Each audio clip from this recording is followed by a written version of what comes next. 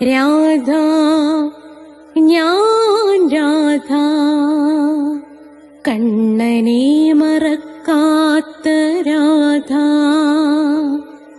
രാധ ഞാൻ രാധ, കണ്ണനെ മറക്കാത്ത രാധ. വൃന്ദാവനം നീ മറന്നോ, മധുരയെ നീ മറന്നോ. വൃന്ദാവനം നീ മറന്നോ, മധുരയെ നീ മറന്നോ. രാധയെ നീ മറന്നോ, കണ്ണാ പൈക്കളെ നീ മറന്നോ.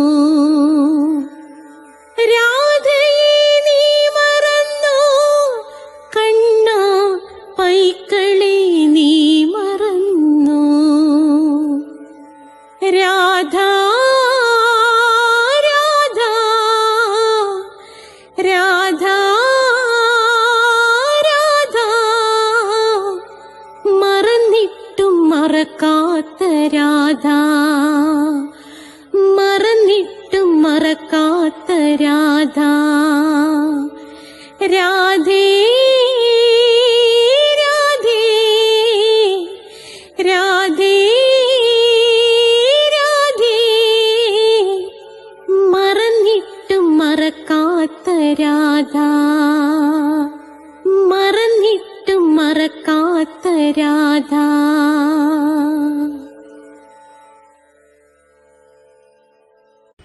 രാധേ രാധേ ഓ രാധേ രാധേ, രാധേ രാധേ ഓ രാധേ രാധേ. രാധേ രാധേ എന്ന ചാനലിലേക്ക് എല്ലാ പ്രേക്ഷകർക്കും സ്വാഗതം. ഇന്ന് രാധയുടെ പ്രണയം 130ാമത്തെ എപ്പിസോഡിലേക്ക് കടക്കുകയാണ്. അപ്പോൾ പുതിയ സബ്സ്ക്രൈബേഴ്സ് ഇതിനു മുമ്പുള്ളത് നിങ്ങളിപ്പോൾ 130 തൊട്ട് കണ്ടു തുടങ്ങുക. ഇതിനു മുമ്പുള്ളത് പ്ലേലിസ്റ്റ് എടുത്തിട്ട് കണ്ടു തുടങ്ങിയാൽ മതി. 1, 2 നടുക്കിന് രാധയുടെ പ്രണയം കൊടുത്തിട്ടുണ്ട്. എല്ലാവർക്കും തിങ്കളാഴ്ച 12 മണിക്ക് നാരായണീയത്തിൻ്റെ ക്ലാസ് ലഭിക്കുന്നതാണ്. എല്ലാ ചൊവ്വാഴ്ചയും 12 മണിക്കാണ് രാധയുടെ പ്രണയം. അതുപോലെ വളരെ പ്രധാനപ്പെട്ട സംഗതി, നാളെ മുതൽ ഒരു പുതിയ കാര്യം ആരംഭിക്കുകയാണ്. ഉപനിഷത്തിൻ്റെ ക്ലാസ് തുടങ്ങുകയാണ്. അതും സാധാരണ ഉപനിഷത്തല്ല, മരണത്തിൻ്റെ രഹസ്യം വെളിപ്പെടുത്തുന്ന ഈ ഭൂമി മലയാളത്തിൽ ഇന്നുവരെ ഉണ്ടായിട്ടുള്ള, അതായത് യൂറോപ്യൻസോ മനഃശാസ്ത്രജ്ഞരോ മറ്റുള്ളവരോ ഒരുത്തർക്കും കണ്ടെത്താൻ കഴിയാത്ത കണക്ക് അത്രയ്ക്ക് കീറി മുറിച്ചുകൊണ്ട് മരണത്തെ അനലൈസ് ചെയ്യുന്ന ഒരേ ഒരു പുസ്തകം കഠോപനിഷത്ത്. കഠോപനിഷത്തിൻ്റെ ക്ലാസ് ഞാൻ നാളെ മുതൽ ആരംഭിക്കുകയാണ്. നാളെ 12 മണിയാകുമ്പോൾ കഠോപനിഷത്ത് നിങ്ങൾക്ക് കിട്ടിയിരിക്കും. നാളെ മുതൽ നിങ്ങളത് കേട്ടു തുടങ്ങണം. വ്യാഴാഴ്ച അഷ്ടപതിയുടെ ക്ലാസ്സാണ്. രാധയുടെ പ്രണയം കാണുന്നവർ നിശ്ചയമായും അഷ്ടപതി കേൾക്കണം. വെള്ളിയാഴ്ച മോക്ഷം കിട്ടുന്നവർക്ക് വേണ്ടി ധർമ്മപദമാണ്, ധമ്മപദം. അതേ കണക്ക് പിന്നെ ഇംഗ്ലീഷ് സംസാരിക്കാൻ ആഗ്രഹിക്കുന്നവർക്ക് സ്പോക്കൺ ഇംഗ്ലീഷിൻ്റെ ക്ലാസ് ഇട്ടിട്ടുണ്ട്. പിന്നെ ചേർന്ന് പഠിക്കണം, എൻ്റെ അടുത്ത് വന്ന് പഠിക്കണമെന്നുള്ളവർ കൊല്ലത്താണ്. ഞാൻ കൊല്ലത്ത് വന്നു കഴിഞ്ഞാൽ നിങ്ങൾക്ക് ഇവിടെ ചേർന്ന് ഇത് പഠിക്കാവുന്നതാണ്. ഇവിടെ എല്ലാ ഹോസ്റ്റൽ സൗകര്യങ്ങളുണ്ട്. പെൺകുട്ടികൾക്കും പ്രത്യേക ഹോസ്റ്റൽ സൗകര്യമുണ്ട്. എറണാകുളത്തു നിന്നും കാസർഗോഡ് നിന്നും ഒക്കെ പെൺകുട്ടികളും ആൺകുട്ടികളും വന്ന് പഠിക്കുന്നുണ്ട്. അതേ കണക്ക് തന്നെ നിങ്ങൾക്ക് ഇതിനകത്ത് ജ്യോതിഷപരമായ കാര്യം, ഓരോ മാസത്തിൽ ജനിച്ചവരുടെ ഫലം, ഓരോ നക്ഷത്രത്തിൽ ജനിച്ചവരുടെ ഫലം കൊടുത്തിട്ടുണ്ട്. അത് നിങ്ങൾക്ക് എന്തെങ്കിലും സംശയം ഉണ്ടെങ്കിൽ ജ്യോതിഷപരമായ ഏത് സംശയത്തിനും ഡിസ്ക്രിപ്ഷൻ ബോക്സിൽ എൻ്റെ നമ്പറുണ്ട്, 9645333999. ഈ നമ്പറിലേക്ക് എന്നെ വിളിച്ചാൽ മതി. തികച്ചും സൗജന്യമായിരിക്കും. പിന്നെ അഷ്ടാവക്ര ഗീത പ്ലേലിസ്റ്റിലുണ്ട്, നിങ്ങൾ കാണണം. ഹിന്ദുക്കൾ അറിയേണ്ടവ എന്ന ഹെഡിങ്ങിലുള്ളതെല്ലാം നിങ്ങൾ കേൾക്കണം. അതേ കണക്ക് ആരാണ് രാധ, അതിലെല്ലാം കേൾക്കുക. ഭക്തമീരയുടെ ഇത് ഞാൻ പ്രത്യേകം കൊടുത്തിട്ടുണ്ട്. പിന്നെ ജനറൽ എന്ന ഐറ്റത്തിൽ ഒരുപാട് കാര്യം കൊടുത്തിട്ടുണ്ട്. പിന്നെ ക്ഷേത്രങ്ങൾ എന്ന ഹെഡിങ്ങിൽ നിങ്ങൾ ജീവിതത്തിൽ കണ്ടിരിക്കേണ്ട ക്ഷേത്രങ്ങളെക്കുറിച്ച് ഒരു വലിയ വിവരണം തന്നെ ഞാൻ അതിനകത്ത് കൊടുത്തിട്ടുണ്ട്. അപ്പോൾ ഇതൊക്കെ നിങ്ങൾ ചെയ്യുമല്ലോ. അപ്പോൾ നമുക്ക് പ്രാർത്ഥിച്ചിട്ട് തുടങ്ങാം. ഓം മഹാഗണപതയേ നമഃ. ഓം ശ്രീ രാധാകൃഷ്ണായ നമഃ. ഓം രാധായേ സ്വാഹ. രാധേ രാധേ ഓ രാധേ രാധേ രാധേ രാധേ ഓ രാധേ രാധേ രാധേ രാധേ ഓ രാധേ രാധേ രാധേ രാധേ ഓ രാധേ രാധേ രാധേ രാധേ ഓ രാധേ രാധേ രാധേ രാധേ ഓ രാധേ രാധേ ബർസാനെ വാനി രാധാറാണി കീ ജയ്. എൻ്റെ മാതാവ് രാധാറാണിക്ക് ജയ്. എനിക്ക് സർവൈശ്വര്യങ്ങളും വാരിക്കോരി തരുന്ന എൻ്റെ പൊന്ന് രാധാറാണി അമ്മക്ക് ജയ്. എനിക്ക് രോഗങ്ങൾ വരാതെ കാത്തുരക്ഷിക്കുന്ന രാധാറാണി അമ്മക്ക് ജയ്. എന്നെ സർവ്വ പാപങ്ങളിൽ നിന്നും മോചിപ്പിച്ചു തരുന്ന എൻ്റെ പൊന്ന് രാധാറാണി അമ്മക്ക് ജയ്. അപ്പോൾ നമ്മൾ രാധയുടെ പ്രണയം ആരംഭിക്കുകയാണ്. അതുപോലെ തന്നെ നിങ്ങൾ ഓർമ്മിക്കുക, നിങ്ങൾ രാധിക കവചം, നമ്മുടെ പ്രിയങ്കരിയായ കൃഷ്ണപ്രിയ രാധിക കവചം പാടി ഇട്ടിട്ടുണ്ട്. രാധിക കവചം ഞാൻ നിങ്ങളെ പഠിപ്പിച്ചിട്ടുണ്ട്. അതേ കണക്ക് രാധാ സഹസ്രനാമവും പാടി ഇട്ടിട്ടുണ്ട്. അപ്പോൾ നിങ്ങൾ കൃഷ്ണപ്രിയ പാടിയ രാധിക കവചം നിങ്ങൾ കേൾക്കുക. രാധിക കവചം 2 എണ്ണമുണ്ട്. അത് 2ഉം ചൊല്ലിയിട്ട് വേണം രാധാ സഹസ്രനാമം ചൊല്ലാൻ. എന്നാലേ അതുകൊണ്ട് പ്രയോജനമുള്ളൂ. രാധാ സഹസ്രനാമം എന്ന പേരിൽ ഒരുപാട് ഇറങ്ങുന്നുണ്ട്. അത് ഗോസ്വാമിമാർ എഴുതിയതും ഒക്കെ ഉണ്ട്. യഥാർത്ഥ രാധാ സഹസ്രനാമമാണ് ഞാൻ ഇട്ടിരിക്കുന്നത്. അതുകൊണ്ട് ആ യഥാർത്ഥ രാധാ സഹസ്രനാമം നിങ്ങൾ കേട്ടുകൊള്ളുക. പിന്നെ നമ്മുടെ രാധാഷ്ടമി വരുന്നുണ്ട്. രാധാഷ്ടമിക്കായിട്ട് ഒരുങ്ങിയിരിക്കുക. അതേപോലെ കഠിന കൃഷ്ണഭക്തനായ ഞാൻ എങ്ങനെ രാധാഭക്തനായി, കൃഷ്ണൻ്റെ അമ്പലത്തിലല്ലാതെ മറ്റൊരു ക്ഷേത്രത്തിലും പോകാതിരുന്ന ഞാൻ എങ്ങനെയാണ് രാധാറാണിയുടെ ഭക്തനായതെന്ന അമ്പരപ്പിക്കുന്ന കഥയാണ്. ആ അത്ഭുതം നിറഞ്ഞ കഥ നിങ്ങൾ കേൾക്കണം. ഡിസ്ക്രിപ്ഷൻ ബോക്സിൽ ഞാൻ അതിൻ്റെ ലിങ്ക് കൊടുത്തിട്ടുണ്ട്. അപ്പോൾ വേണമെന്നുള്ളവർ ഡിസ്ക്രിപ്ഷൻ ബോക്സിൽ നിന്ന് ആ ലിങ്ക് എടുക്കാം. അല്ലാത്തവർ എൻ്റെ അടുത്ത് പറഞ്ഞാലും ഞാൻ നേരിട്ട് തരുന്നതാണ്. അപ്പോൾ ഇന്ന് നമ്മൾ രാധാകുണ്ഡല്ല കഥ പറയുകയാണ്. കഴിഞ്ഞിടം നിർത്തിയതൊക്കെ ഓർമ്മയുണ്ടല്ലോ. അവിടുന്ന് നമുക്ക് തുടങ്ങാം. പക്ഷേ നിങ്ങളുടെ അഭ്യർത്ഥനയെ മാനിച്ചുകൊണ്ട് എപ്പോഴും രാധയുടെ പ്രണയം കഥ തുടങ്ങുന്നതിന് മുമ്പ് രാധയുടെയും കൃഷ്ണൻ്റെയും എന്തെങ്കിലുമൊക്കെ കുറച്ച് കാര്യങ്ങൾ നിങ്ങൾക്ക് കേൾക്കണമെന്ന് ആഗ്രഹം. അത് പറഞ്ഞു തീർന്നിട്ട് നമ്മൾ കഴിഞ്ഞിടത്ത് നിർത്തിയെടുത്തതിൻ്റെ ബാക്കിയായിട്ട് നമുക്ക് തുടങ്ങാം. ജരാസന്ധനെ വന്ന് ദ്രൗപദിയെ കിഡ്നാപ്പ് ചെയ്യരുത്, തട്ടിക്കൊണ്ട് പോകരുത്, പോയാൽ അതിൻ്റെ ഫലം എന്തായിരിക്കുമെന്ന് ശക്തമായ രീതിയിൽ താക്കീത് കൊടുത്തിട്ട് കൃഷ്ണൻ നടന്നു പോകുന്നതും കൃഷ്ണനോടൊപ്പം ഒരാളെ കൂടി അന്നേരം കാണുന്നതും 2 പേര് വന്നെന്ന് പറഞ്ഞത് കള്ളമാണെന്നൊക്കെ ഉള്ളതൊക്കെ നമ്മൾ കേട്ടിട്ടുണ്ട്. അതവിടെ നിൽക്കട്ടെ. അപ്പോൾ അതിലേക്ക് നമുക്ക് വരാം. അതിനു മുമ്പ് നിങ്ങൾ ഇത് കേട്ടുകൊള്ളൂ. കൃഷ്ണൻ്റെയും രാധയുടെയും ആ കുഞ്ഞു കഥ നിങ്ങൾക്ക് അറിയാവുന്നതാണ്. പക്ഷെ അത് മറ്റൊരു രീതിയിൽ ഞാൻ അവതരിപ്പിക്കുകയാണ് കേട്ടിട്ടുള്ളത്. ശ്രദ്ധിച്ചു കേട്ടോളണം. രാധാറാണിയും കൃഷ്ണനും കൂടെ ഒന്നിച്ച് കാലിമേയ്ക്കാൻ പോവുകയാണ്. അന്നത്തെ ദിവസം പതിവില്ലാതെ രാധാറാണി പറഞ്ഞു, കൃഷ്ണ നിന്നോടൊത്ത് ഞാനും വരുന്നു കാലിമേയ്ക്കാൻ, ഞാനും വരുന്നു കൃഷ്ണ നിന്നോടൊത്ത് കാലിമേയ്ക്കാൻ. കൃഷ്ണൻ ചോദിച്ചു, അല്ല ഇന്നെന്തേ പെണ്ണിന് അങ്ങനൊരാഗ്രഹം തോന്നാൻ? അപ്പൊ രാധാറാണി ചുണ്ടൊക്കെ അങ്ങോട്ട് കൂർപ്പിച്ചു. രാധാറാണി പറഞ്ഞു, എന്തേ എനിക്കങ്ങനെ തോന്നിക്കൂടെ കൃഷ്ണ നിന്റെ അടുത്ത് വരാൻ?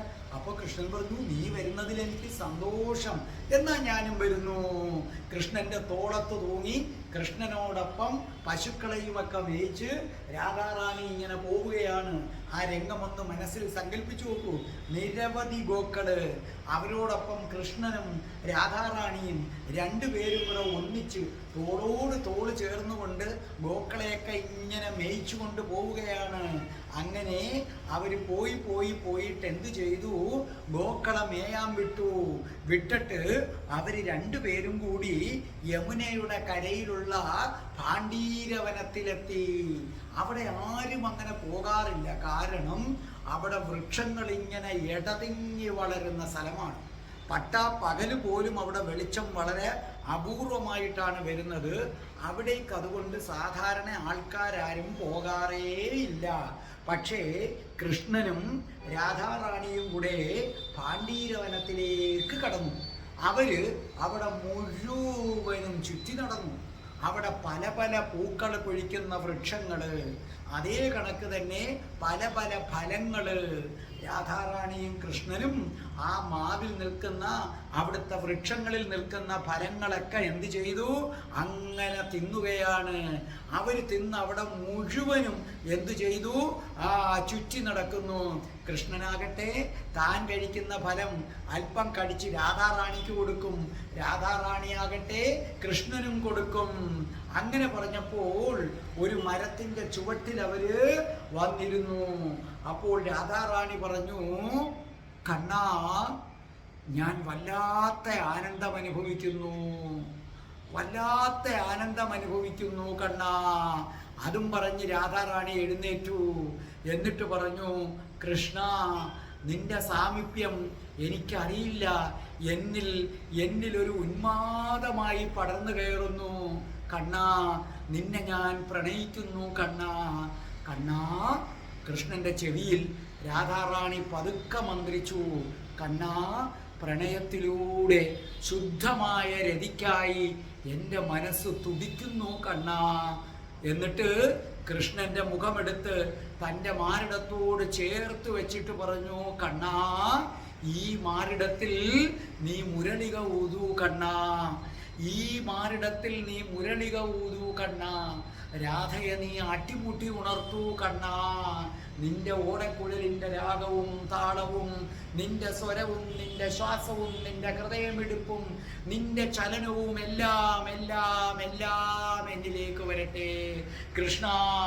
ഈ രാധയെ സംബന്ധിച്ചിടത്തോളം നിന്റെ രാഗം രാധയാണ് കൃഷ്ണ, നിന്റെ ചലനം രാധയാണ് കൃഷ്ണ, നിന്റെ ശ്വാസം രാധയാണ് കൃഷ്ണ, നീയും ഞാനും ഒന്നാണ് കൃഷ്ണ. കണ്ണ, കണ്ണ, എന്നെ ധന്യാക്കൂ കണ്ണ, എന്നെ ധന്യാക്കൂ കണ്ണ. ഞാനൊരു പൂവായി വിരിഞ്ഞു നിൽക്കുകയാണ്, എന്നിൽ നിന്ന് നീ തേൻ നുകരൂ കണ്ണ. ആ നിമിഷം അസാധാരണമായ ഒരു തേജസ് രാധാകൃഷ്ണന്മാരെ ഇങ്ങനെ പൊതിഞ്ഞു. രാധാകൃഷ്ണന്മാരെ പൊതിഞ്ഞപ്പോൾ പ്രപഞ്ചം കണ്ണടച്ചു നിന്നു, പ്രകൃതി നാണം പൂണ്ട് നിന്നു. ആ സമയത്ത് രാധാറാണി കൃഷ്ണന്റെ മുന്നിൽ മുട്ടുകുത്തി ആ കണ്ണനെ തന്നെ ഇങ്ങനെ നോക്കി. കൃഷ്ണൻ കണ്ടു രാധയുടെ കണ്ണുകളിൽ ശുദ്ധമായ രതി നൃത്തം ചെയ്യുന്നത് കണ്ടു. പ്രപഞ്ചത്തിലെ ഏറ്റവും ശുദ്ധമായ രതി, മനുഷ്യന് സങ്കല്പിക്കാൻ പോലും കഴിയാത്തത്ര ശുദ്ധമായ രതി നൃത്തം ചെയ്യുന്നത് കണ്ടു. കണ്ണൻ പുഞ്ചിരിച്ചു. രാധ പറഞ്ഞു, കണ്ണാ, എന്നെ ധന്യാക്കൂ, എന്നെ സ്ത്രീയാക്കൂ, എന്നിൽ നീ പടർന്നു കയറൂ കണ്ണാ. മുല്ലവള്ളി ആ വൃക്ഷത്തിൽ പടർന്ന് കയറുന്നത് പോലെ നീ എന്നിൽ പടർന്നു കയറൂ കണ്ണാ. നമ്മുടെ ശരീരങ്ങൾ ചുറ്റിപ്പിണയട്ടെ കണ്ണാ. രാധയും കൃഷ്ണനും പരസ്പരം ഒന്നായി മാറട്ടെ കണ്ണാ എന്ന് പറഞ്ഞു. അപ്പോൾ രാധ ഒരു അത്ഭുത കാഴ്ച കാണുകയാണ്. രാധാറാണി, കൃഷ്ണൻ വളരുകയാണ്, കൃഷ്ണൻ വളരുകയാണ്. വളർന്ന് വളർന്ന് വളർന്ന് കൃഷ്ണൻ പൂർണ്ണ യൗവനയുക്തനായി. രാധാറാണിക്ക് വിശ്വസിക്കാൻ കഴിയുന്നില്ല. രാധാറാണി കണ്ണു തിരുമിയപ്പോൾ പുഞ്ചിരി തൂകിക്കൊണ്ട് നിൽക്കുകയാണ് യൗവനയുക്തനായ കൃഷ്ണൻ. കൃഷ്ണൻ രാധയെ പിടിച്ചുയർത്തി. രാധ എഴുന്നേറ്റു നിന്നു. കൃഷ്ണൻ രാധയുടെ തോളുകളിൽ കൈവച്ചുകൊണ്ട് രാധാറാണിയുടെ കണ്ണുകളിലേക്ക് നോക്കി. രാധാറാണിയുടെ ശ്വാസഗതി വർദ്ധിച്ചു. രാധാറാണിയുടെ മാറിടങ്ങൾ ഉയർന്നു താണു. രാധാറാണിയുടെ മാറിടത്തിൽ കിടന്ന മുത്തുമാലകൾ ആ ശ്വാസഗതിയുടെ വേഗതയ്ക്കൊത്താടി. ആ മുത്തുമണികൾ ചിതറി തുടിച്ചു. അപ്പോൾ കൃഷ്ണൻ വിളിച്ചു, രാധേ. ആ മാറിൽ പറ്റിച്ചേർന്ന് കണ്ണനെ തന്നോട് അമർത്തി വെച്ചിട്ട് രാധ പറഞ്ഞു, കൃഷ്ണ. കൃഷ്ണൻ പറഞ്ഞു, എൻ്റെ രാധേ. രാധാറാണി പറഞ്ഞു, കണ്ണാ. കണ്ണനും രാധയും, കണ്ണനും രാധയും. അപ്പൊ രാധാറാണി ചോദിച്ചു, കണ്ണാ, നമ്മുടെ വിവാഹം എന്നാണ് കണ്ണാ? കൃഷ്ണൻ പറഞ്ഞു, നമുക്ക് വിവാഹമോ രാധേ? പ്രപഞ്ചമുണ്ടായത് മുതൽ രാധാകൃഷ്ണന്മാരുണ്ട്. പുരുഷ സ്ത്രൈണ ഭാവങ്ങളുടെ ചേർച്ചയാണ് ഞാനും നീയും. പ്രകൃതിയും പുരുഷനും ചേർന്നതാണ് കൃഷ്ണനും രാധയും. നോക്കൂ രാധേ, ഈ പ്രപഞ്ചത്തിന്റെ തുടിപ്പ് രാധാകൃഷ്ണന്മാരുടെ പ്രണയമാണ്. ഈ സർവലോകങ്ങളുടെയും ഈ 14 ബ്രഹ്മാണ്ടങ്ങളുടെയും നിലനിൽപ്പ് രാധാകൃഷ്ണന്മാരുടെ പ്രണയത്തിലാണ്.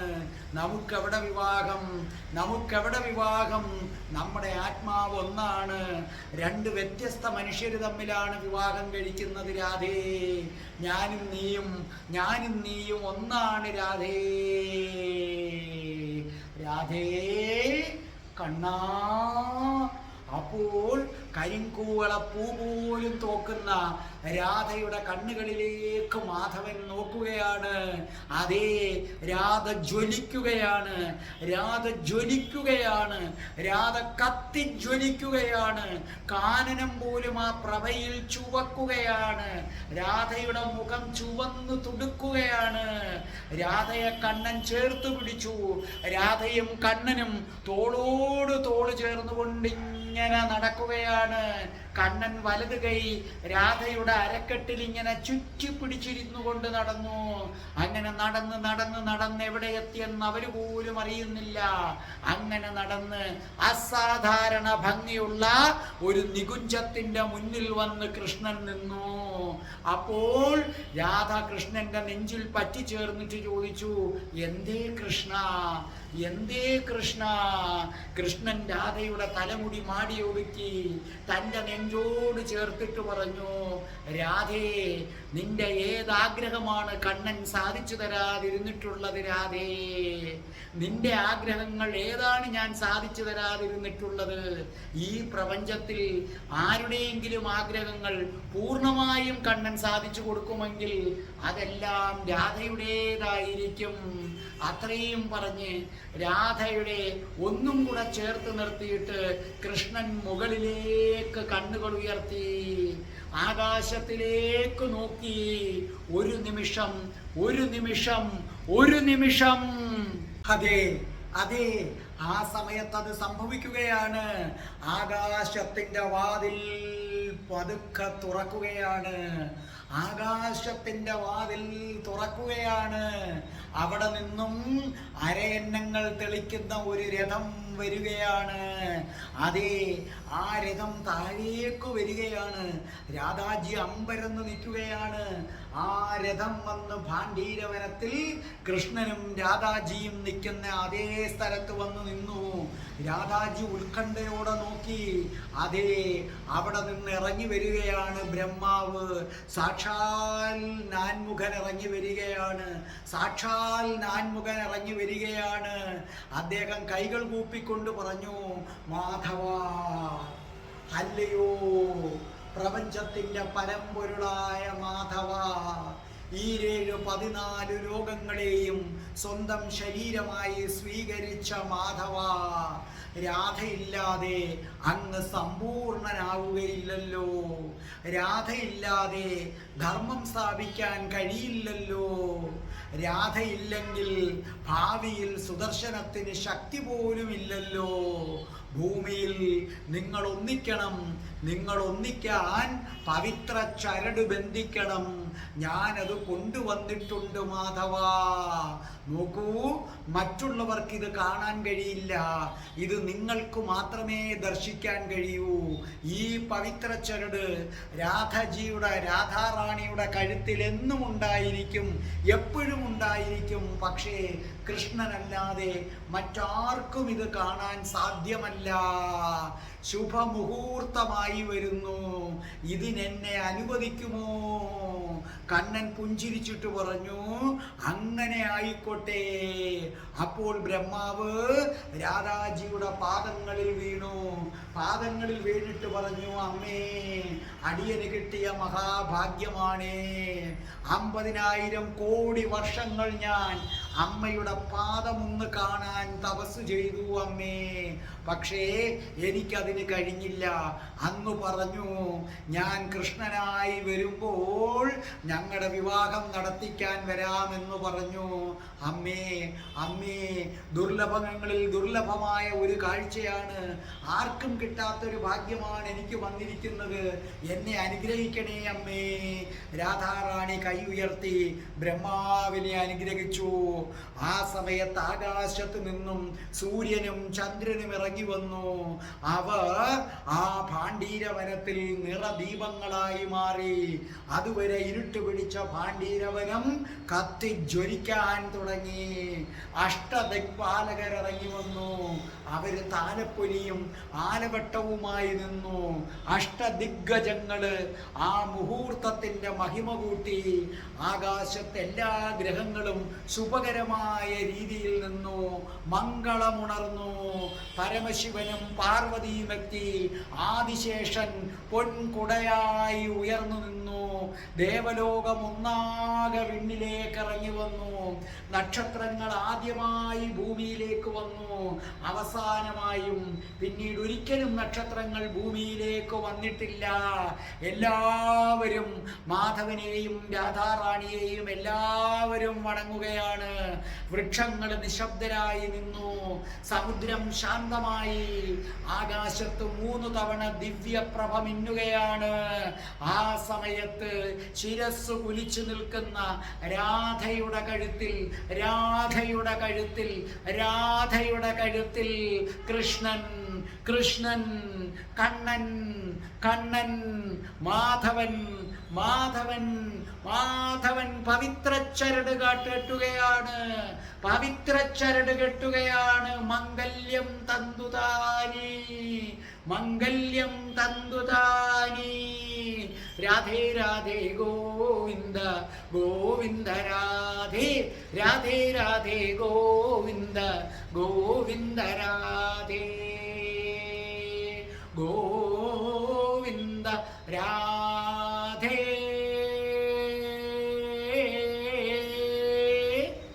അതെ, ആ പവിത്ര ചരട് ബന്ധിച്ചു കഴിഞ്ഞു. പവിത്ര ബന്ധസൂത്രം രാധാജിയുടെ കഴുത്തിൽ കിടക്കുന്നു. ദേവന്മാർക്ക് പോലും അത് കാണാൻ സാധ്യമല്ല. ഓരോരുത്തരായി ആശംസകൾ ചൊരിഞ്ഞു. എല്ലാവരും പിരിഞ്ഞുപോയി. ഒടുവിൽ രാധയും കൃഷ്ണനും മാത്രമായി. മാധവന്റെ പ്രാണപ്രിയയായി രാധ.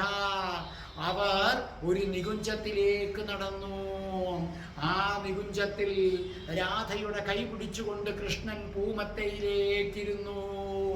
കൃഷ്ണൻ രാധയുടെ വിരലുകൾ ഓടിച്ചു. തൻ്റെ രാധ പുളകിതയായി. രാധയുടെ ശരീരത്തിലെ ഓരോ രോമകൂപങ്ങളും എഴുന്നു നിൽക്കുകയാണ്. അതേ, കൃഷ്ണന്റെ ചുണ്ടുകൾ രാധയുടെ നെറ്റിയിലമർന്നു. പകുതി മയക്കത്തിൽ എന്ന പോലെ രാധ പറഞ്ഞു, കണ്ണാ കണ്ണാ. കൃഷ്ണൻ ആ മുഖം തൻ്റെ കൈകൾ കൊണ്ട് കോരിയെടുത്തു. കൃഷ്ണന്റെ ചുണ്ടുകൾ രാധയുടെ കരിങ്കുവളപ്പൂ തോക്കുന്ന കണ്ണുകളിലടഞ്ഞു. രാധ നിർവൃതിയടഞ്ഞു. കൃഷ്ണന്റെ ചുണ്ടുകൾ രാധയുടെ ചുണ്ടുകളിൽ അമർന്നു. രാധാറാണി ധന്യയാവുകയാണ്. ആ ചുണ്ടുകൾ കഴുത്തിൽ പതിഞ്ഞു. അതേ അതേ അതേ, രാധാറാണി ധന്യയാകുന്നു. രാധാറാണി പൂർണ്ണയാകുന്നു. കൃഷ്ണൻ പൂർണ്ണനാകുന്നു. അതേ, രാധാകൃഷ്ണന്മാരൊന്നായേ. രാധാകൃഷ്ണന്മാരൊന്നായേ. രാധാകൃഷ്ണന്മാർ ഒന്നായേ. ആ തളർച്ചയിൽ അവര് മയങ്ങി. ഈ പ്രപഞ്ചവും മയങ്ങി. രാധാകൃഷ്ണന്മാരുടെ ആദ്യ രാത്രി, രാധാകൃഷ്ണന്മാരുടെ ആദ്യ രാത്രി, രാധാകൃഷ്ണന്മാരുടെ ആദ്യ രാത്രി. ഇത് കേൾക്കുന്നത് പരമപുണ്യം, ഇത് കേൾക്കുന്നത് പരമപുണ്യം, ഇത് പറയുന്നതും പുണ്യം, ഇത് പറയുന്ന എനിക്കും പുണ്യം. ഇത് കേട്ടുകൊണ്ടിരിക്കുന്ന എൻ്റെ പ്രിയപ്പെട്ട രാധേ രാധേ പ്രേക്ഷകരെ, നിങ്ങളും പുണ്യം ചെയ്തവരാണ്. രാധേ രാധേ ഗോവിന്ദ ഗോവിന്ദ രാധേ രാധേ രാധേ ഗോവിന്ദ ഗോവിന്ദ രാധേ രാധേ രാധേ ഗോവിന്ദ ഗോവിന്ദ രാധേ രാധേ. ഇനി നമുക്ക് കഴിഞ്ഞ എപ്പിസോഡിൽ നിർത്തിയെടുത്തുനിന്ന് തുടങ്ങാം. കൃഷ്ണൻ എഴുന്നേറ്റു. ജരാസന്ധന്റെ നേർക്ക് വിരൽ ചൂണ്ടിയിട്ട് പറഞ്ഞു, ജരാസന്ധ, ഈ പറയുന്നത് കൃഷ്ണനാണ്. നാളത്തെ ദിവസം ദ്രൗപദി യജ്ഞശാലയിലേക്ക് പോകുമ്പോൾ അവളെ തട്ടിക്കൊണ്ടു പോകാൻ നീ ശ്രമിച്ചാൽ നിന്റെ ശിരസ് ഈ കൃഷ്ണൻ അറുത്തിരിക്കും. വസുദേവ കൃഷ്ണൻ അറുത്തിരിക്കും. നിന്റെ രഥം നാളെ പ്രധാന വീതിയിലൂടെ മാത്രമേ സഞ്ചരിക്കാവൂ. പ്രധാന വീതി വിട്ടാൽ പോലും ജരാസന്ധ നാളെ നിന്റെ അന്ത്യമായിരിക്കും. ഈ പറയുന്ന എൻ്റെ നാമം നീ മറക്കരുത്. വസുദേവ കൃഷ്ണൻ, വസുദേവ കൃഷ്ണൻ. അപ്പോൾ ജരാസന്ധൻ പറഞ്ഞു, എൻ്റെ അടുക്കൽ വന്ന്, എൻ്റെ അടുക്ക കൂടാരത്തിൽ വന്ന് നീ എന്നെ ഭീഷണിപ്പെടുത്തുന്നു. അപ്പൊ കൃഷ്ണൻ പറഞ്ഞു, ഞാൻ ആരെയും ഭീഷണിപ്പെടുത്താറില്ല ജരാസന്ധ. ഞാൻ പറഞ്ഞത് നടക്കാൻ പോകുന്ന കാര്യമാണ്. സത്യം മാത്രമേ വസുദേവ കൃഷ്ണൻ പറയുകയുള്ളൂ. നാളത്തെ യജ്ഞത്തിന്റെ മുഴുവൻ ഉത്തരവാദിത്വവും ഞാനായിരിക്കും.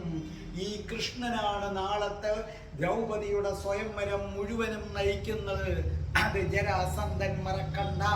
മറിച്ചെന്തെങ്കിലും ആയാൽ ജരാസന്ധ, നിങ്ങൾ ദ്രുപദനുമായിട്ടല്ല ഏറ്റുമുട്ടുന്നത്, യാദവരുമായിട്ടായിരിക്കും ഏറ്റുമുട്ടുന്നത്. അവിടെ നിന്ന് കൃഷ്ണൻ എഴുന്നേറ്റു. ഒരിക്കൽ കൂടി പറഞ്ഞു, ജരാസന്ധ, അവസാനമായി ഞാൻ പറയുകയാണ്, നിന്റെ മുന്നിൽ ഒരേ ഒരു വഴി മാത്രം. നാളത്തെ ദിവസം നീ ദ്രൗപദിക്ക് അനുഗ്രഹം കൊടുക്കുക. ദ്രൗപദിയെ അനുഗ്രഹിച്ചതിന് ശേഷം നീ പോവുക. അതല്ലാതെ ജരാസന്ധ, നിന്റെ മുന്നിൽ ഇനി വേറെ മാർഗങ്ങളില്ല എന്ന് നീ അറിയണം. എന്നിട്ട് പറഞ്ഞു, ഗോവിന്ദനാണ് പറയുന്നത്, ഗോവിന്ദനാണ് പറയുന്നത്, വൃന്ദാവന നിവാസികളുടെ ഗോവിന്ദനാണ് പറയുന്നത്. കൃഷ്ണൻ തിരിഞ്ഞു നടന്നു. എന്നിട്ടൊന്നു നിന്നു. വീണ്ടും തിരിഞ്ഞ് ജരാസന്ധന്റെ അടുക്കലേക്ക് വന്നു. ജരാസന്ധന്റെ ചെവിക്കടുക്കലേക്ക് കൃഷ്ണൻ കുനിഞ്ഞു. എന്നിട്ട് പറഞ്ഞു, ഇനി ഒരു നാമവും കൂടെ എനിക്കുണ്ട് ജരാസന്ധ. വളരെ ശബ്ദം താഴ്ത്തി പറഞ്ഞു, കണ്ണനുണ്ണി, കണ്ണനുണ്ണി. ആ പേര് വിളിക്കാൻ ഒരാൾക്ക് മാത്രമേ അവകാശമുള്ളൂ ജരാസന്ധ. രാധ, രാധയ്ക്ക് മാത്രം. ഇപ്പോൾ ജരാസന്ധന് ഒരു ഉൾക്കിടിലം പോലെയാണ് ആ പേര് കേൾക്കുന്നത്. നോക്കൂ ജരാസന്ധ, ഈ മയിൽപീലി ധരിച്ച ശിരസ്, ഈ മയിൽപീലി ധരിച്ച ശിരസ് ഒരാളുടെ മുന്നിലേ കുനിയുകയുള്ളൂ. ഒരേ ഒരാളുടെ മുന്നിലേ കുനിയുകയുള്ളൂ. ആ ആളിന്റെ പേരാണ് രാധ. മറക്കരുത്, കൃഷ്ണൻ ഒരാളെടുത്തേ തോൽക്കുകയുള്ളൂ. ഒരാൾക്ക് മാത്രമേ പ്രപഞ്ചത്തിൽ കൃഷ്ണനെയും തോൽപ്പിക്കാൻ കഴിയൂ. അത് രാധയാണ് ജരാസന്ധ. രാധ, നീ എനിക്ക് തൃണത്തിന് സമമാണ് ജരാസന്ധ, തൃണത്തിന് സമം. ഒരു പരുന്തും കുഞ്ഞിനെ കൊല്ലുന്ന ലാഘവത്തോടെ ഞാൻ നിന്നെ ഇല്ലാതാക്കും. ഈ ഭൂമിയിൽ കൃഷ്ണന് തുല്യായി രാധ മാത്രമേ ഉള്ളൂ എന്ന് നീ അറിയുക. എന്നിട്ട് കൃഷ്ണൻ നടന്നു. അതേ, ഇരുവശത്തും ജരാസന്ധന്റെ സൈന്യങ്ങള് ഊരിപ്പിടിച്ച വാളുമായി നിൽക്കുകയാണ്. ഊരിപ്പിടിച്ച വാളുമായി നിൽക്കുന്ന ജരാസന്ധന്റെ സൈന്യത്തിന്റെ നടുവിലൂടെ പോവുകയാണ് കൃഷ്ണൻ, പോവുകയാണ് വസുദേവ കൃഷ്ണൻ. ജരാസന്ധൻ ആ കാഴ്ച ഇങ്ങനെ നോക്കി നിൽക്കുകയാണ്. ആ കാഴ്ച നോക്കി നിൽക്കുകയാണ്. ഉദ്ധവന്റെ കയ്യും പിടിച്ചുള്ള നടത്ത, ഉദ്ധവന്റെ കയ്യും പിടിച്ചുള്ള നടത്ത. അതേ, ജരാസന്ധൻ വിചാരിക്കുകയാണ്, ഇവൻ ആരാണ്, ഇവൻ ആരാണ്? വെറും ഒരു പശുപാലകനല്ല ഇവൻ, അതിനും അപ്പുറത്തെന്തോ ആണ്. ഞാൻ നാളെ ദ്രൗപദിയെ തട്ടിക്കൊണ്ടു പോകുമെന്ന് വരെ ഇവൻ മനസ്സിലാക്കിയിരിക്കുന്നു. പെട്ടെന്നാണ് ജരാസന്ധൻ ആ കാഴ്ച കണ്ടത്. മൂന്നാമതൊരാൾ. എന്ത്? ഇവൻ എന്നോട് പറഞ്ഞത് രണ്ട് പേര് മാത്രമാണെന്നാണ്. ഇത് മൂന്നാമതൊരാൾ. അവൻ കള്ളം പറയുകയായിരുന്നു, അവൻ എന്നെ ചതിക്കുകയായിരുന്നു. ഈ മൂന്നാമത്താൾ എവിടെ നിന്നു? എന്നോട് വിവരം പറയാൻ വന്ന മന്ത്രിയും എന്റെ പുത്രനും പറഞ്ഞിരിക്കുന്നത് 2 പേര്, കൃഷ്ണനും ഉദ്ധവനും മാത്രം. ഈ മൂന്നാമത്താളാര്? അപ്പോൾ ആ മൂന്നാമനൊന്ന് തിരിഞ്ഞു. ആ മുഖം കണ്ട് ജരാസന്ധൻ ഞെട്ടിത്തെറിച്ചു പോയി. എന്തൊരു പ്രകാശം! ആ രൂപം ജരാസന്ധനെ നോക്കി ഒന്ന് ചിരിച്ചു. ജരാസന്ധൻ നോക്കുകയാണ്, ഇതാരാണ്? ആ രൂപം ജരാസന്ധന് മാത്രം കേൾക്കത്തക്കവണ്ണം പറഞ്ഞു, ഞാൻ ജരാസന്ധ, എന്റെ നാമം രാധ. രാധേ രാധേ ശ്രീ രാധേ രാധേ, രാധേ രാധേ ശ്രീ രാധേ രാധേ, രാധേ രാധേ ശ്രീ രാധേ രാധേ. രാധ വീണ്ടും പറഞ്ഞു, ജരാസന്ധ, എന്റെ കണ്ണനെ നിന്റെ അടുക്കലേക്ക് തനിച്ചു ഞാൻ വിടുമെന്ന് നീ കരുതിയോ വിഡ്ഢി? കൃഷ്ണൻ വന്നത് തനിച്ചല്ല, ഞാൻ കൃഷ്ണനോടൊപ്പം അവിടെ ഉണ്ടായിരുന്നു. നീ എന്നെ കണ്ടില്ല എന്ന് മാത്രം ജരാസന്ധ. കൃഷ്ണനോട് തോളോട് തോളുരുമി ഞാനിരുന്നു. കൃഷ്ണൻ നിരായുധനാണെന്ന് നീ കരുതി. വിഡ്ഢിയാണ് ജരാസന്ധ, നീ വിഡ്ഢിയാണ് ജരാസന്ധ. ജരാസന്ധൻ വിയർത്ത് കുളിച്ചു നിൽക്കുകയാണ്. നോക്കൂ, നീ കണ്ടത് കൃഷ്ണൻ തന്റെ വാളും പരിചയും ഉദ്ധവന്റെ കയ്യിൽ കൊടുക്കുന്നതാണ്. പക്ഷേ കൃഷ്ണനോടൊപ്പം വന്ന ഞാൻ, എന്റെ വിരൽത്തുമ്പിൽ കൃഷ്ണന്റെ സുദർശനം ഉണ്ടായിരുന്നു. ജരാസന്ധ, കൃഷ്ണനെതിരായിട്ട് നീ ഒന്നനങ്ങിയിരുന്നെങ്കിൽ രാധയുടെ കയ്യിൽ നിന്ന് വരുന്ന സുദർശനം നിന്റെ ശിരസിനെ ഭേദിച്ചു കൊണ്ടുപോയേനായിരുന്നു. രാധയില്ലാതെ കൃഷ്ണനില്ല, കൃഷ്ണനില്ലാതെ രാധയില്ല. ഞാൻ വൃന്ദാവനത്തിലെ രാധ, ഗോലോകത്തെ രാധ. അപാരമായൊരു പ്രകാശം നിറഞ്ഞു. രാധ ജരാസന്ധനോട് പറഞ്ഞു, ജരാസന്ധ, നീ കൃഷ്ണനാൽ വധിക്കപ്പെടേണ്ടവനല്ല. പക്ഷേ അവനെ കൊണ്ട് തന്നെ വധിപ്പിക്കാൻ നീ നിർബന്ധം പിടിക്കരുത്. കൃഷ്ണനെ ജയിക്കാൻ നിനക്കാകില്ലെന്നുള്ളത് അറിയുക. വീണ്ടും രാധ പറഞ്ഞു, ജരാസന്ധ, ഈ രാധ തന്നെയാണ് കൃഷ്ണൻ, ഈ കൃഷ്ണൻ തന്നെയാണ് രാധ. ജരാസന്ധന് തല ചുറ്റുന്നത് പോലെ തോന്നി. താൻ കാണുന്നത് സത്യമോ മിഥ്യയോ? അപ്പ ജരാസന്ധൻ മറ്റൊരു കാഴ്ച കണ്ടു. ആ രാധ കൃഷ്ണനിലേക്ക് ലയിക്കുന്നു. അതോ കൃഷ്ണൻ രാധയിൽ ലയിച്ചോ? ആകപ്പാടെ തല ചുറ്റുന്നത് പോലെ തോന്നി. എന്താണ് ഞാൻ കണ്ടത്? രാധ കൃഷ്ണനിലാണോ ലയിച്ചത്, അതോ കൃഷ്ണൻ രാധയിലാണോ ലയിച്ചത്? പെട്ടെന്ന് ജരാസന്ധൻ നിലത്തേക്ക് വീഴുകയായിരുന്നു. ഈ സമയത്ത് ഇതൊന്നും അറിയാതെ നടക്കുന്ന ഉദ്ധവന്റെ കയ്യും പിടിച്ച് കൃഷ്ണൻ നടക്കുകയാണ്. പക്ഷേ രാധയും ജരാസന്ധനും തമ്മിൽ നടന്ന സംഭാഷണം വളരെ വ്യക്തമായി കൃഷ്ണൻ കേൾക്കുന്നുണ്ടായിരുന്നു. കൃഷ്ണന്റെ ചുണ്ടിൽ ഒരു പുഞ്ചിരി വിടർന്നു. ഉദ്ധവൻ ചോദിച്ചു, എന്താണ് കൃഷ്ണ നിന്റെ ചുണ്ടിൽ ഒരു പുഞ്ചിരി? ഗോവിന്ദ, ജരാസന്ധൻ വഴങ്ങിയതിൻ്റെതാണോ? അപ്പോൾ കൃഷ്ണൻ പറഞ്ഞു, ജരാസന്ധനെ സംബന്ധിച്ചിടത്തോളം അവൻ ഒരിക്കലും ഇനി ദ്രൗപദിയെ തട്ടിക്കൊണ്ടുപോകാൻ ശ്രമിക്കില്ല. പക്ഷേ പ്രശ്നം അവിടം കൊണ്ട് തീരുന്നില്ലല്ലോ ഉദ്ധവ. ഉദ്ധവൻ ചോദിച്ചു, പിന്നെന്താണ്? പഞ്ചപാണ്ഡവരെവിടെ ഉദ്ധവ? പഞ്ചപാണ്ഡവരെവിടെ?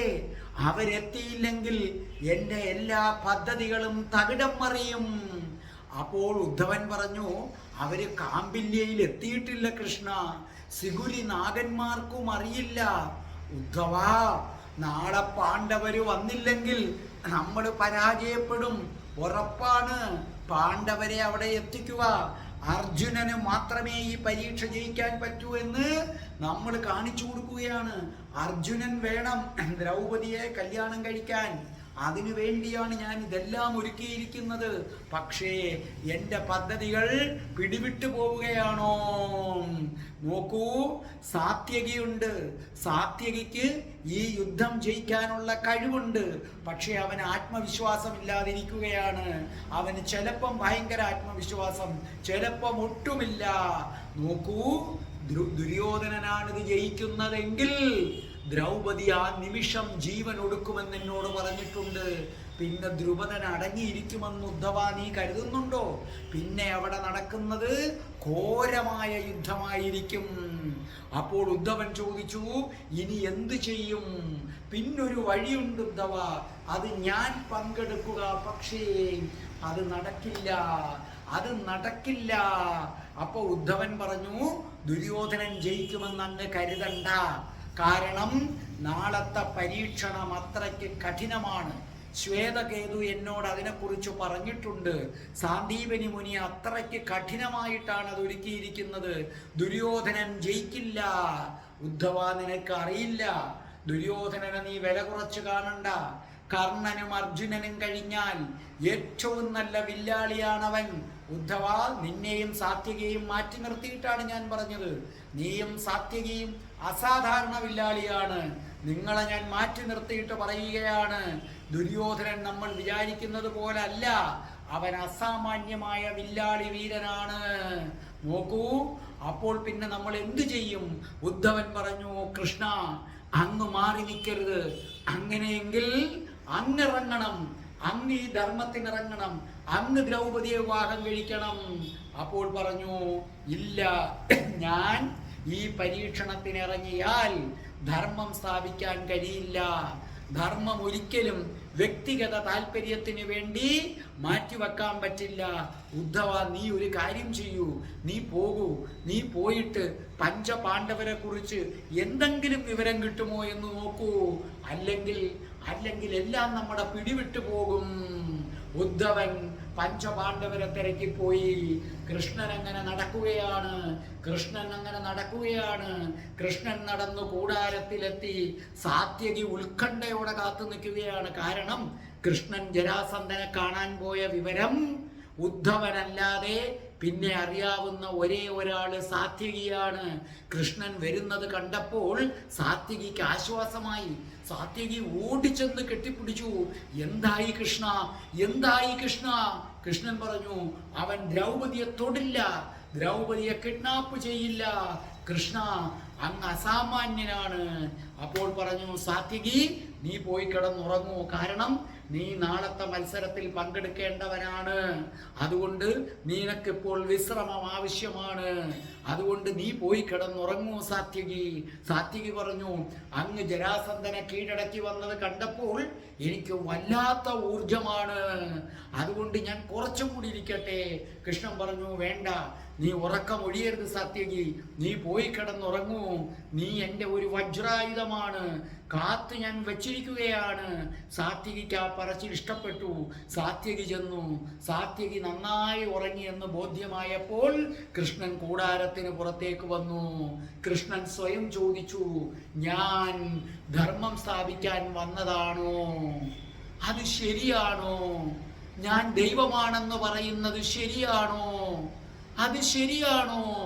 പെട്ടെന്ന് കൃഷ്ണൻ ആ ശബ്ദം കേട്ടു. കൃഷ്ണ, നിനക്കെന്താണ് ഇത്ര സംശയം? നീ ദൈവമാണ്. നീ ധർമ്മം സ്ഥാപിക്കാനാണ് വന്നത്. രാധയുടെ മന്ത്രമധുരമായ ശബ്ദം, രാധയുടെ മന്ത്രമധുരമായ ശബ്ദം. കൃഷ്ണ, നീ ദൈവം തന്നെയാണ് കൃഷ്ണ. നീ നിന്റെ ബലത്തെ തിരിച്ചറിയണം കൃഷ്ണ. ഇത് നിർണായകമായ മുഹൂർത്തമാണ്. ധർമ്മ സംസ്ഥാപനത്തിൽ നിന്നൊരടി നീ പതറിപ്പോകരുത് കൃഷ്ണ. ഞാനാ പറയുന്നത്. നീ ദൈവമാണ്, നീ ദൈവമാണ്. നീയും നിന്നോട് പറയൂ കൃഷ്ണ, നീ ദൈവമാണെന്ന് പറയൂ. ആ സമയത്ത് കാണാം ഉദ്ധവൻ വരുന്നു. ഉദ്ധവൻ വന്നിട്ട് പറഞ്ഞു, സിഗുരി നാഗന്മാര് കഴിവിന്റെ പരമാവധി ശ്രമിച്ചിട്ടും പാണ്ഡവരെ കണ്ടെത്താൻ കഴിഞ്ഞില്ല. കൃഷ്ണ, ഞാൻ ഒരു കാര്യം പറഞ്ഞാൽ വേണ്ടെന്ന് പറയുമോ? അപ്പൊ കൃഷ്ണൻ അത്ഭുതപ്പെട്ടു. അങ്ങനെ ഒന്നും പറയുന്ന ഒരാളല്ല ഈ ഉദ്ധവൻ എന്ന് പറയുന്നത്. അപ്പൊ ചോദിച്ചു, ഉദ്ധവ, നീ എൻ്റെ പ്രാണസഖാവല്ലേ? നീ എന്തെങ്കിലും പറഞ്ഞാൽ അത് വേണ്ട എന്ന് ഞാൻ ഇന്ന് വരെ പറഞ്ഞിട്ടുണ്ടോ? അപ്പോൾ നീ എന്താ നിനക്ക് വേണ്ടത്? പറ ഉദ്ധവ. ഉദ്ധവൻ പറഞ്ഞു, ഞാൻ ആവശ്യപ്പെടുന്നത് ഇത് മാത്രം കൃഷ്ണ. നാളെ സാത്യകി ഇതിൽ പരാജയപ്പെട്ടാൽ, ഈ പരീക്ഷണത്തിൽ സാത്യകി പരാജയപ്പെട്ടാൽ കൃഷ്ണ എനിക്കിറങ്ങാൻ അനുവാദം തരണം. ഉദ്ധവ, നീയോ? നീ ഇറങ്ങാനോ? ഉദ്ധവ, നീ ഇറങ്ങിയാൽ ജയിക്കും. പക്ഷെ ഉദ്ധവ, നീ എന്തായി പറയുന്നത്? നീ ശുദ്ധ ഹൃദയനാണ്, നീ പാവമാണ്. ദ്രൗപദി അങ്ങനല്ല. ദ്രൗപദി നിന്റെ നേരെ വിപരീതമാണ്. അവളുമായി നിനക്ക് പൊരുത്തപ്പെടാൻ കഴിയില്ല. അവളുമായി നിനക്ക് ഒരു ദിവസം പോലും യോജിച്ചു പോകാൻ കഴിയില്ല. നിങ്ങൾ രണ്ട് ധ്രുവങ്ങളാണ്. പിന്നെ നിന്നെ സ്നേഹിക്കുന്ന രണ്ട് നാഗകന്യകമാര്, അവര് ഹൃദയം തകർന്ന് മരിച്ചു പോകും. ഉദ്ധവൻ കൃഷ്ണന്റെ കൈകൾ കൂട്ടിപ്പിടിച്ചിട്ട് പറഞ്ഞു, കൃഷ്ണ, കൃഷ്ണ, എനിക്ക് ദ്രൗപദിയുമായി പൊരുത്തപ്പെടാനൊക്കില്ല എന്നറിയാം. ഞങ്ങൾ രണ്ട് സ്വഭാവമാണെന്നറിയാം. പക്ഷേ എൻ്റെ ജീവിതം തകരുന്നെങ്കിൽ തകരട്ടെ. നാഗകന്യകമാരുടെ ഹൃദയം തകരുന്നെങ്കിൽ തകരട്ടെ. ആ നാഗകന്യകമാര് ഉദ്ധവനെ ശപിക്കുന്നെങ്കിൽ ശപിക്കട്ടെ കൃഷ്ണ. പക്ഷേ എൻ്റെ കൃഷ്ണ, എൻ്റെ കൃഷ്ണ, നിന്റെ വാക്കുകൾ സത്യമാകണം, നിന്റെ വാക്കുകൾ സത്യമാകണം. അതിനുവേണ്ടി ഉദ്ധവൻ എന്തും ചെയ്യും, അതിനുവേണ്ടി ഉദ്ധവൻ എന്തും ചെയ്യും. ഉദ്ധവന്റെ ജീവിതം ഒരു പ്രശ്നമല്ല. കാരണം ഉദ്ധവൻ കൃഷ്ണനാണ്. കൃഷ്ണന്റെ മനസ്സ് നൊന്താൽ ഉദ്ധവന് സഹിക്കില്ല, ഉദ്ധവന് സഹിക്കില്ല. അതുകൊണ്ട് എന്നെ ഇതിന് അനുവദിക്കണം. ഇല്ല എന്ന് പറയരുതേ കൃഷ്ണ. കൃഷ്ണൻ ഒരു നിമിഷം ഉദ്ധവന്റെ മുഖത്തേക്ക് നോക്കിക്കൊണ്ടു നിന്നു. എന്നിട്ട് പറഞ്ഞു, ഞാൻ സമ്മതിക്കാം, ഞാൻ സമ്മതിക്കാം. പക്ഷേ പൂർണ്ണ മനസ്സോടെ അല്ല ഞാൻ സമ്മതിക്കുന്നത്. എന്നിട്ട് ഉദ്ധവനെ ചേർത്ത് വിളിച്ചു. അപ്പോൾ പറഞ്ഞു, സാരമില്ല കൃഷ്ണ, ഞാൻ മത്സരിക്കണം. കാരണം അങ്ങ് മത്സരിക്കുന്നില്ല. ദുര്യോധനൻ ഈ മത്സരത്തിൽ ജയിച്ചാൽ ദ്രൗപദി മരിക്കും. സാത്യകിക്കാണെങ്കിൽ ആത്മവിശ്വാസം നഷ്ടപ്പെട്ടിരിക്കുന്നു. ദുര്യോധനൻ ഈ മത്സരത്തിൽ ജയിച്ചാൽ ഞാനും ആ മത്സരത്തിൽ പങ്കെടുത്ത് ജയിക്കും. ഒന്നിൽ കൂടുതൽ പേര് ഈ മത്സരത്തിൽ ജയിച്ചാൽ ഇഷ്ടമുള്ളവരെ തിരഞ്ഞെടുക്കാമെന്നുണ്ട്. അങ്ങനെയാണെങ്കിൽ ദ്രൗപദി ദുര്യോധനനെ മാറ്റിയിട്ട് എന്നെ വിവാഹം കഴിക്കും. അതോടുകൂടി കൃഷ്ണ, നിനക്ക് നിന്റെ വാക്കു പാലിക്കാൻ പറ്റും. എൻ്റെ ജീവിതം പൊയ്ക്കോട്ടെ. കൃഷ്ണൻ ഉദ്ധവനെ ചേർത്ത് പിടിച്ചിട്ട് പറഞ്ഞു, എൻ്റെ വാക്കു പാലിക്കാൻ വേണ്ടി സ്വന്തം ജീവിതം കളയുന്നോ ഉദ്ധവ നീ? അപ്പൊ ഉദ്ധവൻ പറഞ്ഞു, കൃഷ്ണ, നിന്റെ വാക്കുകൾ സത്യമാകണം, നിന്റെ വാക്കുകൾ സത്യമാകണം. എന്നെ അനുവദിക്കൂ, എന്നെ അനുവദിക്കൂ. അപ്പോൾ പറഞ്ഞു, ഞാൻ അനുവദിക്കുന്നു. പക്ഷെ എനിക്ക് വീണ്ടും ഒരു സംശയമുണ്ട്. അപ്പോൾ ഉദ്ധവൻ ചോദിച്ചു, എന്താണ്? നോക്കൂ, ദുര്യോധനൻ ജയിക്കുകയും ഉദ്ധവ നീയും സാത്യകിയും പരാജയപ്പെടുകയും ചെയ്താൽ അപ്പോൾ പിന്നെ എന്ത് സംഭവിക്കും? അപ്പോൾ ഉദ്ധവൻ ഒന്ന് നിന്നിട്ട് പറഞ്ഞു, അങ്ങ് എന്താണ് പറഞ്ഞത്? കൃഷ്ണൻ പറഞ്ഞു, ഉദ്ധവ, നീ പരാജയപ്പെടുന്നു, സാത്യകിയും പരാജയപ്പെടുന്നു, എന്നാൽ ദുര്യോധനൻ ജയിക്കുന്നു. ദുര്യോധനൻ മാത്രമായി ജയിക്കുകയാണെങ്കിൽ ദ്രൗപദി ജീവനൊടുക്കും. അങ്ങനെ നീയും സാത്യകിയും പരാജയപ്പെട്ട് ദുര്യോധനൻ ജയിച്ചാൽ എന്തു ചെയ്യും? അപ്പോൾ ഉദ്ധവൻ ഉറച്ച തീരുമാനത്തോടെ പറഞ്ഞു, എന്തു ചെയ്യുമെന്നോ, എന്തു ചെയ്യുമെന്ന് എനിക്കറിയാം, ഞാൻ അന്നേരം മറ്റൊരു കാര്യം ചെയ്യും. അപ്പൊ കൃഷ്ണൻ ചോദിച്ചു, നീ മറ്റൊരു കാര്യം ചെയ്യുമോ? അതേ കൃഷ്ണ, ഞാൻ അന്നേരം മറ്റൊരു കാര്യം ചെയ്യാൻ തീരുമാനിച്ചു കഴിഞ്ഞു. അപ്പൊ ചോദിച്ചു, എന്താണ്? നോക്കൂ കൃഷ്ണ, ആ വില്ല് കുലയ്ക്കാൻ എനിക്ക് കഴിഞ്ഞില്ലെങ്കിൽ, ഈ മത്സരത്തിൽ ഞാൻ പരാജയപ്പെടുകയാണെങ്കിൽ കൃഷ്ണ, ആ നിമിഷം ആ വില്ലിനെ ഞാൻ എൻ്റെ ദേഹത്തേക്ക് മറിച്ചിടും. അതോടെ ഞാൻ ചതഞ്ഞരഞ്ഞു മരിക്കും കൃഷ്ണ. അങ്ങനെ ഞാൻ മരിച്ചു കഴിഞ്ഞാൽ സ്വയംവരവേദി അശുദ്ധമായി മാറിക്കഴിഞ്ഞു. പിന്നെ പെലയായാൽ പിന്നെ ഇത് നീട്ടിവെക്കേണ്ടി വരും കൃഷ്ണ. അപ്പോൾ നിനക്ക് പഞ്ചപാണ്ഡവരെ കണ്ടെത്താനുള്ള സമയമുണ്ടാകും. ഗോവിന്ദ ഗോവിന്ദ, നീ ദൈവമാണ്.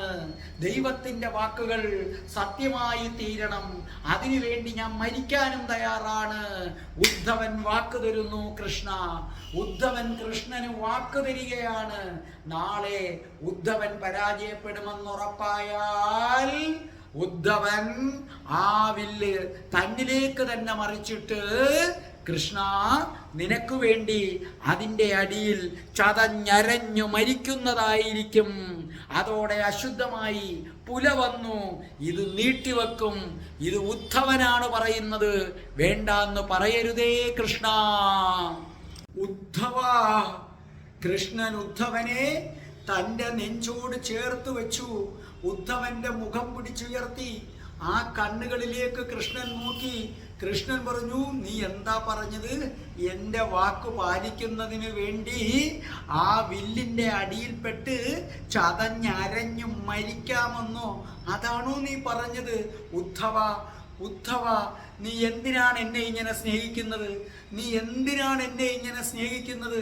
ഞാൻ നിനക്ക് വേണ്ടി ഒന്നും ചെയ്തിട്ടില്ലല്ലോ ഉദ്ധവ. എനിക്ക് ഓർമ്മ വെച്ച കാലം മുതൽ ഒരു നിഴലായി നീ എൻ്റെ പിന്നാലെ ഉണ്ട്. ഒരു നിഴലായി നീ എൻ്റെ പിന്നാലെ ഉണ്ട്. നിനക്ക് വേണ്ടി ഒരു കാര്യവും നീ ഇന്ന് വരെ ആവശ്യപ്പെട്ടിട്ടില്ല. നീ എല്ലാം ചെയ്യുന്നത് എനിക്ക് വേണ്ടിയാണ്. ഉദ്ധവ, നീ എന്തിനാണ് എന്നെ ഇങ്ങനെ സ്നേഹിക്കുന്നത്? രാധേ രാധേ പ്രേക്ഷകരെ, നിങ്ങൾ ഉദ്ധവനെ കുറിച്ച് കേട്ട് കാണും. പക്ഷെ ഉദ്ധവനും കൃഷ്ണനും തമ്മിലുള്ള സ്നേഹബന്ധത്തിന്റെ ആഴം നിങ്ങൾക്കറിയാമോ? അതൊരപാരമായ ബന്ധമാണ്. കൃഷ്ണൻ ഉദ്ധവനെ തൻ്റെ നെഞ്ചോട് ചേർത്ത് വെച്ചിട്ട് പറഞ്ഞു, കൃഷ്ണൻ മരിച്ചാലും നിന്നെ മരിക്കാൻ ഞാൻ വിട്ടുകൊടുക്കില്ല ഉദ്ധവ. ഉദ്ധവൻ പറഞ്ഞു, കൃഷ്ണ, അങ്ങനെ പറയരുത്. അങ്ങയുടെ വാക്കുപാലിക്കാൻ ഈ ശരീരം ഞാൻ ഉപേക്ഷിക്കും. എനിക്ക് ഈ ശരീരം എന്തിനാണ്? അങ്ങ് പരാജയപ്പെട്ട് കഴിഞ്ഞാൽ പിന്നെ ഉദ്ധവൻ എന്തിനാണ് ഈ ശരീരം? അതുകൊണ്ട് എതിരു പറയല്ലേ എന്ന് പറഞ്ഞു. കൃഷ്ണന്റെ കണ്ണുകൾ നിറഞ്ഞൊഴുകി. ഉദ്ധവന്റെ കണ്ണുകളും നിറഞ്ഞൊഴുകി. കൃഷ്ണന്റെ നെഞ്ചിൽ ഉദ്ധവൻ ചാരി നിന്നു.